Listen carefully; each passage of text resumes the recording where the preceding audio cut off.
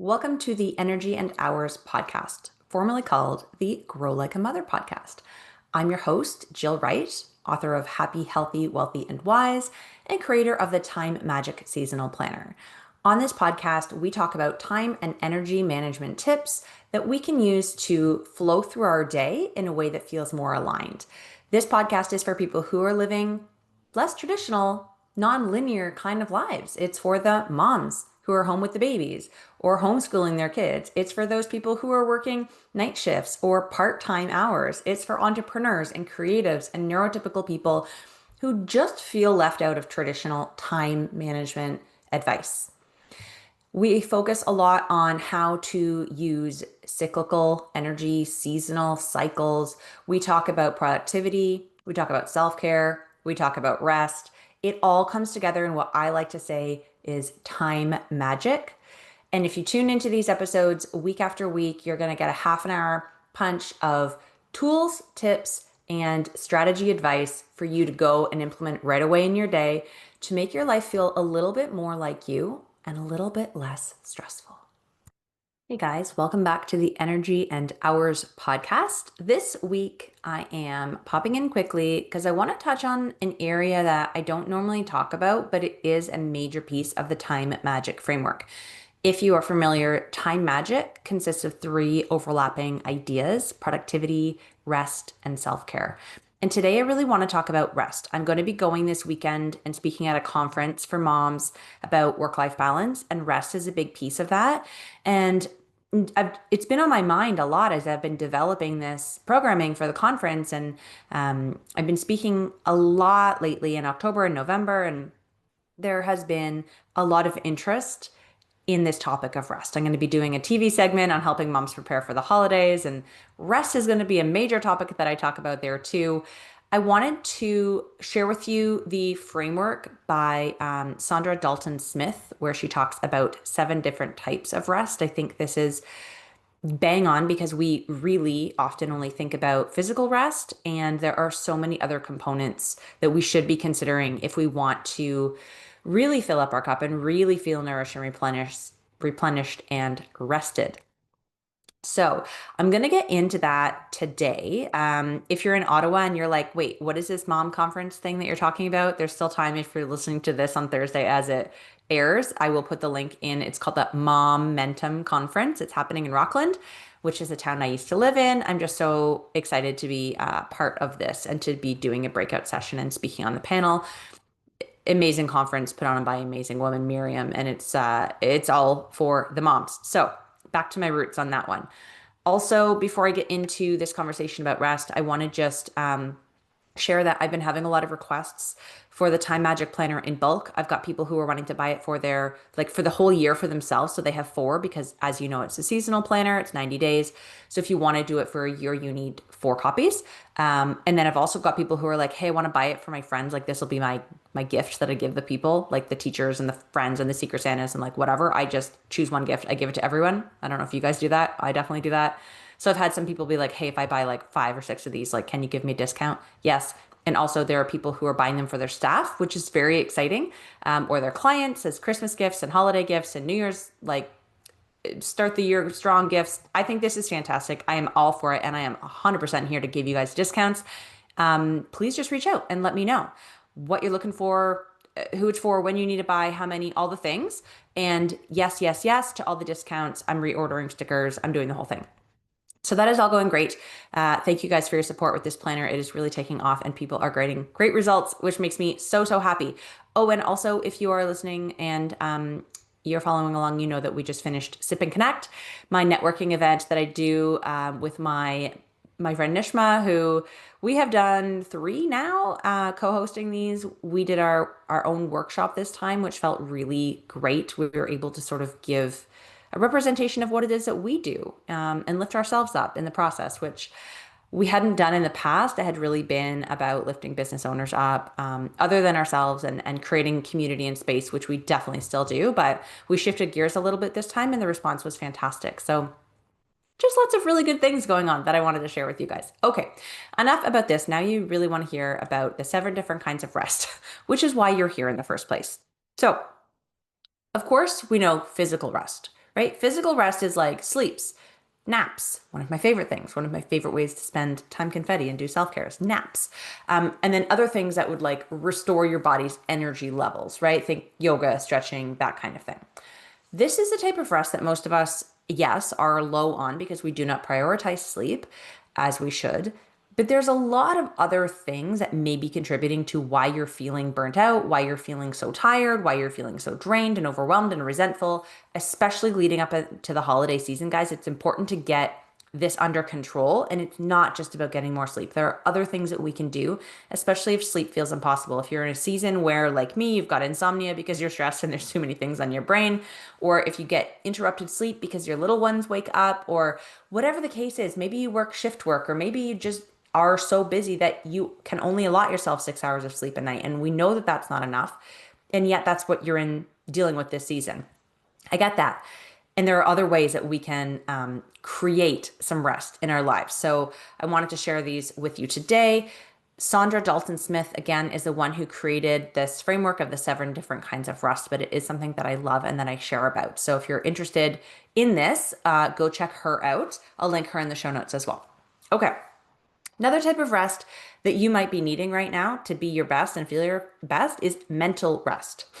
Mental rest. What does that even feel like, you might ask, if you are a mother or the one who is carrying the mental load for any number of people, even if it is just yourself. The mental load is a real thing. It is overwhelming, it is invisible, and it is often debilitating. I just set myself up with Basecamp, which is a project management software where I created like a to-do list for each bucket of my life and created to-dos within each bucket. Previously, I had done that on Excel. If you've done coaching with me, you may have received this file as like a support after. It's something I recommend often to people, but I finally decided to use a project management software so I could put dates in and keep better track because it got to be a little bit insane, honestly, this past month. Anyways, just simply looking at all of the tasks that had been previously living in my head or scattered on different pieces was insane. The mental load of what we carry sometimes, especially in a busy season, can be overwhelming. And so we need to take a mental rest. We need to give our brain a break from constantly thinking and constantly focusing on things. This is another reason why I love a brain dump. Get it out of your head, right? We can achieve this in other ways. Aside from a brain dump, we can do journaling. We can take breaks. Try the Pomodoro method. Try to take a break after every 25-minute stretch of work, right? Make sure you're taking those lunch breaks. Make sure you are turning your brain off for some portion of time throughout the day, and full permission to use your time confetti pieces right now if you need mental rest on scrolling. Something that is mindless. That is okay too, but do not stay up and zone out in front of the TV or scroll all night long at the expense of physical rest. I will shout it from the rooftops. Sleep is always still going to be number one. Okay. So the third type of rest that we should be incorporating and thinking about right now is emotional rest. Emotional rest is the one that focuses on being able to really be authentic to who you are and to process your feelings. And often we don't have an opportunity to do this. We are constantly putting on a front, a show, an image, something like that, especially if it's social media, especially if we're trying to show up in our business in a certain way. If it's misaligned, if it's not authentic, and we're not able to actually get through and process what's going on, we may be lacking some emotional rest. So I would recommend at this time of year, find someone that you're close with who feels like a safe person, and talk about it, right? Show up in your authentic ways. Share with others what's going on. That can be a really good way to get some emotional rest in, right? Stop people pleasing. This is a big piece of why people need emotional rest, or why they're emotionally unrested or overwhelmed, right? We're trying to please everybody else. Stop doing that. I know it's hard. This is a time of year where we are constantly focused on what other people need, trying to make it special and magical and wonderful and memorable for everybody else. And yet it comes sometimes at the expense of our emotional rest. And if that is the case for you, then please take some time, share about what's going on with someone you love, who loves you, who will hold space for you, and show up authentically as much as you can right now. It's going to give you some emotional rest. The next one, the fourth type of rest, is a biggie, especially if you're someone like me who has kids who want to touch you all the time and want to be with you all the time, and who might be loud, who might themselves have some sensory issues that add some extra noise and energy to your day. So, this type of rest is called sensory rest. What can happen is if we are constantly in loud environments, if we are constantly on screens, if there's noise in the background, if we're stimulated all the time, whether that's from someone talking to us, from inputs coming in, we get sensory overload. And so we need sensory rest. A simple way to achieve this is to just spend some time by yourself in the quiet, in the dark. I think this would also qualify as nap time. But if you can do a guided meditation or hypnosis or drum journey or sit and do gratitude, something like that, where you're just by yourself and you can be quiet and there's no inputs coming in. That's what we're trying to limit, is the sensory inputs coming in that are not in your control. Give yourself a break from all of that noise, whether it's like physical noise, touch, like anything sensory. You have five senses, right? If they are overstimulated, this is your invitation before the holiday season gets wacko on us. Please, please, please give yourself some sensory rest and figure out a way for you to build sensory rest into your schedule. If you want some help with that, please reach out. I can absolutely do that in a time tune-up session. We can customize it. If you don't even know where to start, but you know you need it, this is something that takes top priority to help you get through the chaotic months of November and December. Okay? Cool. The fifth type of rest you can take is creative rest. This is not a rest from being creative. This is a time to focus on your creativity. Because what happens, at least to me, is my most creative times are when I'm in the shower and right before bed, or if I wake up in the middle of the night, all my ideas come, right? Why is that? It's because my brain isn't overloaded with other things. It's because I actually have some space for the creativity to step up and step through and be like, hey, Jill, here's an idea, right? This happens with intuition too.